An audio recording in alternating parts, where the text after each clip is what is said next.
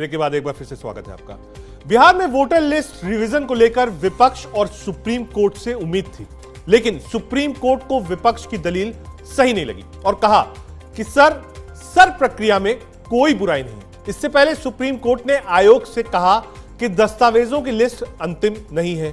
Court ने आयोग से प्रूफ के तौर पर आधार, वोटर कार्ड और राशन कार्ड को शामिल करने को कहा, जिसका आयोग ने विरोध किया। सुप्रीम कोर्ट ने कहा, हम आपको रोक नहीं रहे हैं, हम आपसे कानून के तहत एक्ट करने के लिए कह रहे हैं। कोर्ट अब इस मसले पर 28 जुलाई को सुनवाई करेगा, लेकिन इस फैसले के बाद विपक्ष की टेंशन कहीं ना कहीं बढ़ गई है। आरजेडी नेता तेजस्वी यादव ने कहा है कि चुनाव आयोग बीजेपी पार्टी सेल की तरह काम कर रहा है। सुनिए। सुप्रीम कोर्ट में दोनों पक्षों को सुना गया। एक पक्ष ऐसा है जो चाहता है कि बिहार में जो इंटेंसिव रिवीजन हो रहा है, जो मतदाता सूची का सत्यापन हो रहा है, उसको रोक दिया जाए। हमारी याचिका, हमारी मांग यह है कि ये सत्यापन चलना चाहिए, डोर टू डोर चलना चाहिए। हमने ये कहा है कि वोटिंग फंडामेंटल राइट नहीं है, right to vote fundamental right नहीं, लेकिन free and fair election fundamental right है। अगर वोटर लिस्ट में एक भी रोहिंग्या का नाम है, एक भी घुसपैठिए का नाम है, उसको काटा जाना जरूरी है। बिना जब तक घुसपैठिए भारत में वोट करेंगे तब तक इसको फ्री एंड फेयर इलेक्शन नहीं कह सकते हैं। माननीय सुप्रीम कोर्ट में हमारी याचिका पे भी है और जो दूसरा पक्ष चाहता था कि ये रुक जाए, दोनों पक्षों की याचिका पे इलेक्शन कमीशन को नोटिस जारी किया है। हमारी याचिका में सारे राज्य सरकारें भी पार्टी, इसलिए उनको भी नोटिस जारी किया है।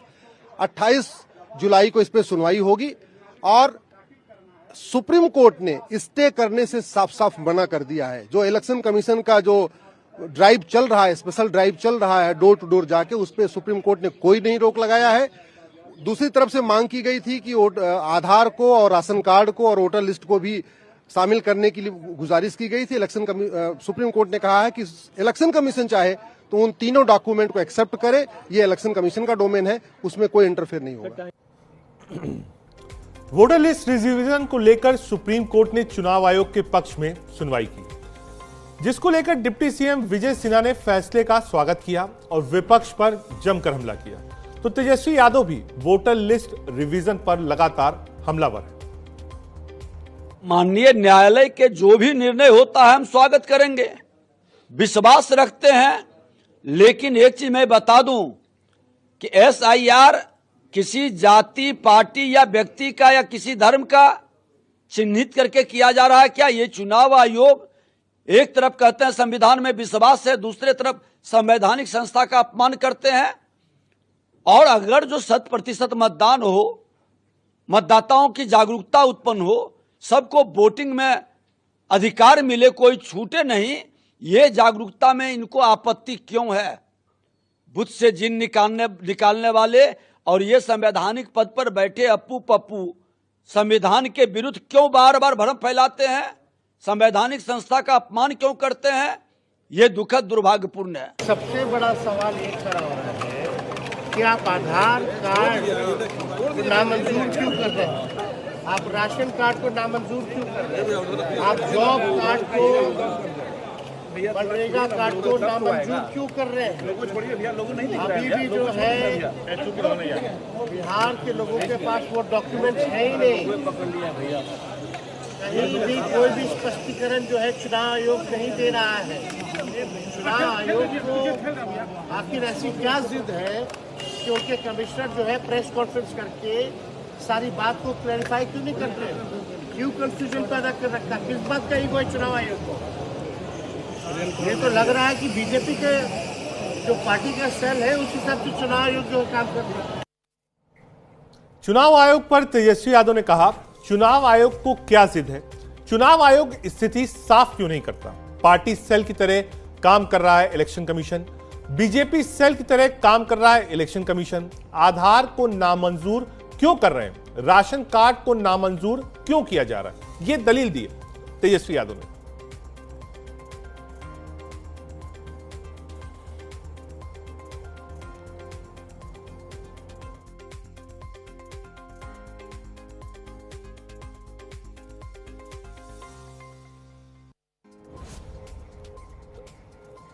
आज विनेबिलिटी दोनों की तरफ की थी, क्योंकि आधार जिसको इलेक्शन कमीशन नहीं मान रहा था उसको माना, लेकिन इलेक्शन कमीशन की भी जीत है।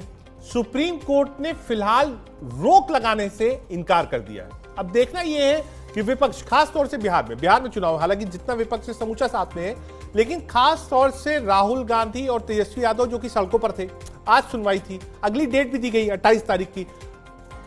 सुप्रीम कोर्ट ने फिलहाल रोक नहीं लगाया। 2003 के बाद बीते 22 साल में तेजी से शहरीकरण हुआ है। चुनाव आयोग का तर्क आपको बता रहे हैं।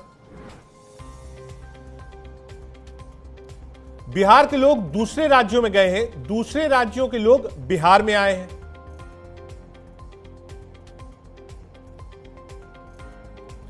कई नागरिक 18 साल पूरा करने के बाद नए मतदाता बने हैं।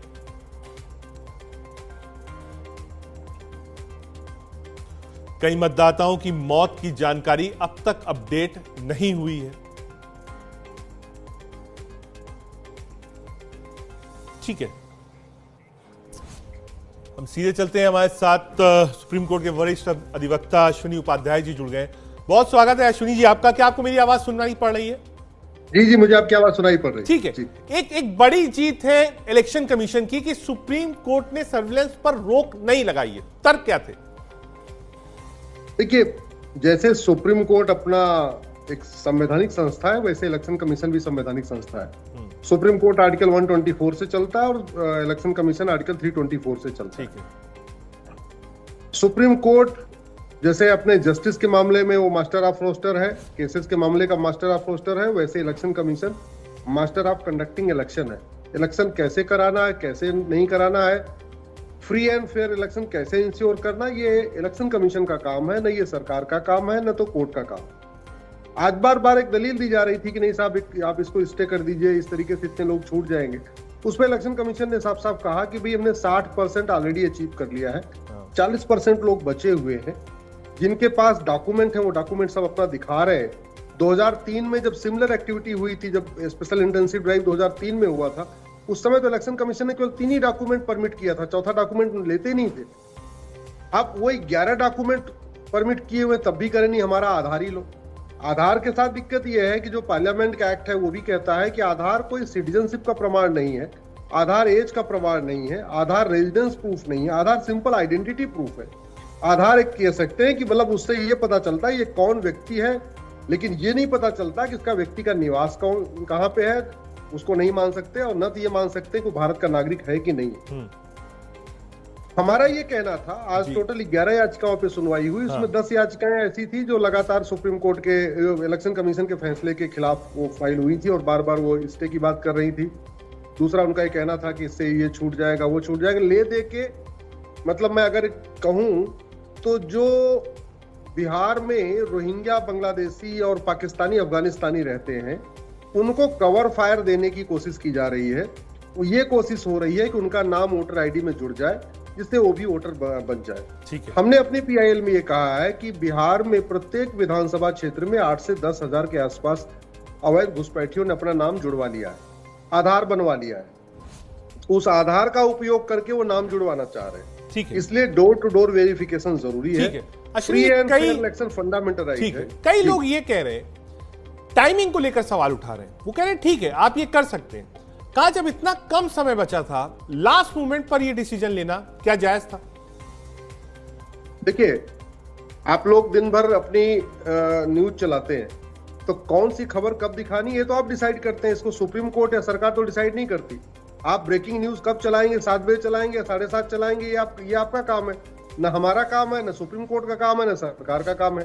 तो ऐसे हर व्यक्ति का, जब इलेक्शन कमीशन जो एक संवैधानिक संस्था है वो कह रही है कि हाँ हमने ऑलरेडी 60% अचीव कर लिया है, केवल 40% और बचा हुआ है, इलेक्शन कमीशन ये कह रहा है कि हम 31 जुलाई तक इसको भी कंप्लीट कर रहे हैं, तो सुप्रीम कोर्ट और सरकार और सभी पॉलिटिकल पार्टियों को इलेक्शन कमीशन के ऊपर विश्वास रखना चाहिए। मुझे समझ में नहीं आ रहा है, मतलब सारा का सारा विश्वास केवल सुप्रीम कोर्ट ही पे करेंगे, न सरकार पे विश्वास, न सीएजी पे विश्वास, न सेना पे विश्वास, न इलेक्शन कमीशन पे विश्वास, किसी के ऊपर ट्रस्ट नहीं है। ठीक है। ले दे के केवल एक ट्रस्ट बचा है सुप्रीम कोर्ट में। ठीक है। और मैं आपको बताऊं, जो लोग केवल सुप्रीम कोर्ट में ट्रस्ट कर रहे हैं, जैसे इनके खिलाफ फैसला आता है, इनका सुप्रीम कोर्ट से भी इनका विश्वास मैं जानना चाहता हूं, जो सुप्रीम कोर्ट की टिप्पणी आधार और राशन कार्ड को लेकर, क्या वो एक राहत की बात है? विपक्ष कह रहा है साहब इतना तो माना। नहीं, मैं तो कोर्ट में था, बाहर वाले क्या कह रहे हैं मुझे नहीं पता। इलेक्शन सुप्रीम कोर्ट ने कहा कि election commission already 11 document consider कर रहा है। अगर वो चाहे तो आधार, राशन कार्ड और वोटर आईडी को भी, जो पुरानी वाली वोटर आईडी उसको भी कंसीडर कर ले। लेकिन सुप्रीम कोर्ट ने ये नहीं कहा कि इलेक्शन कमीशन 11 के अलावा 3 और मतलब 14 डॉक्यूमेंट कल से लागू कर ले। ऐसा इलेक्शन सुप्रीम कोर्ट ने बिल्कुल नहीं कहा। ठीक है, बहुत शुक्रिया अश्विनी जी हमसे जुड़ने के लिए, क्योंकि आप मौजूद थे कोर्ट रूम में। हमने वाजिब समझा कि आप इस पर सटीक विश्लेषण देंगे। बहुत शुक्रिया अश्विनी जी हमसे जुड़ने के लिए। आगे बढ़ते हैं। चश्मा हटाइए, टोपी मत पहनिए। क्या अब यूपी की सियासत किताबों से नहीं, सिर्फ और सिर्फ आदेशों से चलेगी?